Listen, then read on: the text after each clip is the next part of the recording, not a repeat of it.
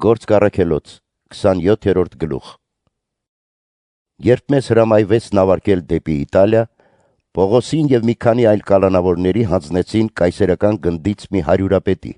որի անունը Հուլիոս էր։ Բարձրանալով Ադրամինտական մի նավ, որ Ասիայի կողմերն էր գնալու, ճանապարհ ընկանք։ Մեզ հետ էր նաև Մակեդոնիայից Թեսաղոնիկեցի Արիստարքոսը։ Հաջորդ օրն իջանք Սիդոն, եւ Հուլիոսը Պողոսի հանդեպ մարդասիրություն ցուցաբերելով նրան թույլատրեց գնալ բարեկամների մոտ խնամք ստանալու։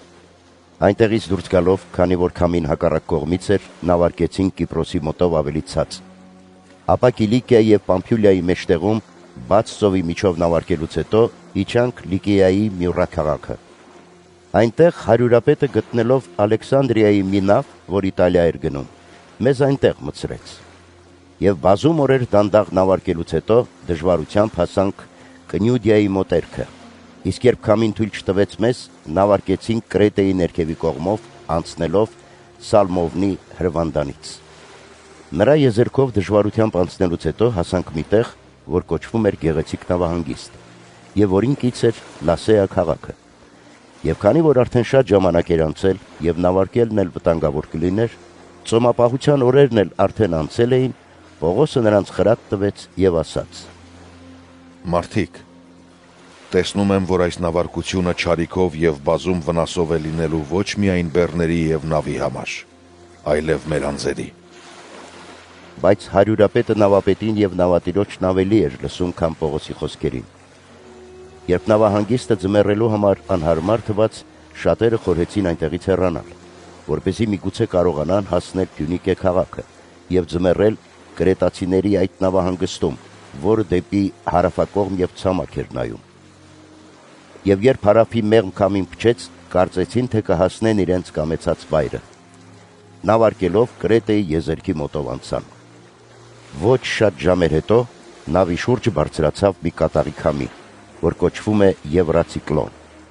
Երբ նավը քշվեց եւ քամու դեմ չկարողացավ պայքարել, տեղի տվեցինք եւ գնում գալիս էինք։ Եվ դիմելով դեպի մի կղզի, որը Կղոդա էր կոչվում,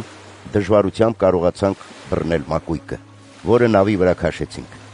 Ապա օգնության միջոցներով նավը կապեցին, վախենալով, որ գուցե հորձանուտի մեջ ընկնեն, առագաստ իջեցրին եւ այնպես գնում գալիս էին։ Եվ քանի որ սաստիկ տագնապի մեջ էինք, հաջորդ առավոտ բեռները ծովը թափեցինք։ Իսկ երրորդ օրն իրենք ձեռքերով նավի գործիքները ծովը նետեցին։ Երբ բազում օրեր ոչ արև եւ ոչ էլ աստղեր էին երևում, փոթորիկն էլ նույն սաստկությամբ շարունակվում էր, մեր փրկության ամեն հույս վերացավ։ Եվ որովհետեւ արդեն շատ օրեր քաղցած էին, Պողոսը կանգնելով նրանց մեջ ասաց.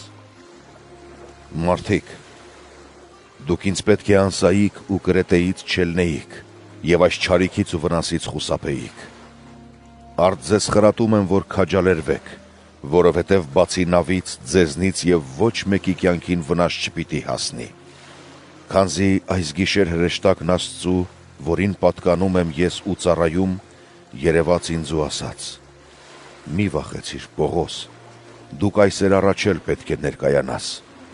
Եվ ահա բոլոր նրանց, որ այդ նավի մեջ քեզ հետ են, Աստված քեզ է շնորհել։ Դրա համար էլ քաջալերվեք, մարդիկ, որովհետև հավատ ունեմ Աստծու վրա, թե կլինի այնպես, ինչպես որ ինձ ասվեց։ Միայն թե մենք պետք է մի կղզի ընկնենք։ Երբ 14-րդ գիշերը եղավ, եւ մենք Ադրիականի անդունդների վրա դեռ օրորվում էինք,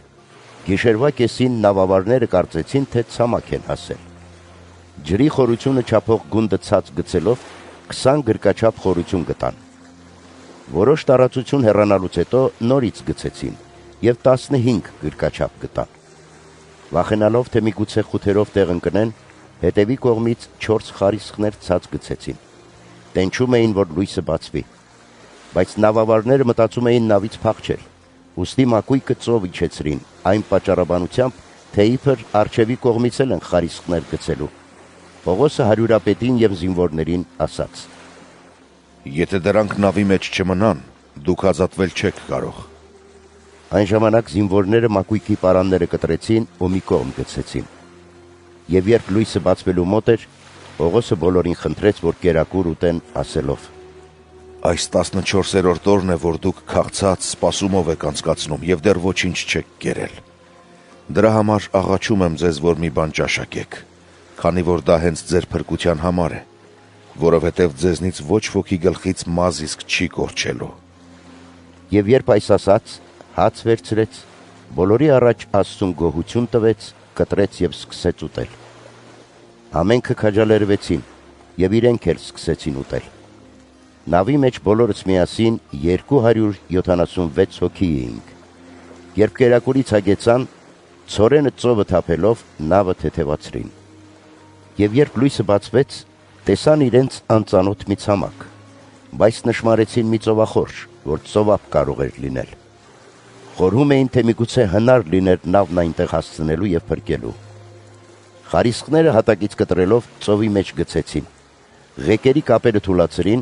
առագաստը բացեցին եւ քամուն տվեցին դեպի ծովափի կողմը։ Ընկնելով երկու ծովերի միջև գտնվող մի ծանծաղուտ, նավը թեքեցին եւ նավի առաջակողմը հատակին խրվելով անշարժ մնաց։ Իսկ հետևի կողմն ալիքների սաստկությունից ջարդուփշուր էր լինում։ Զինվորները խորհրդակցեցին, որ կալանավորներին սպանեն, որպեսզի ոչ ոք լողալով չփախչի։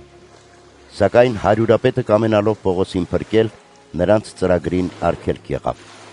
Հրամայեց, որ ովքեր կարող են լողալ, նախ նրանք ջուրը նետվեն եւ ցամաք ելնեն,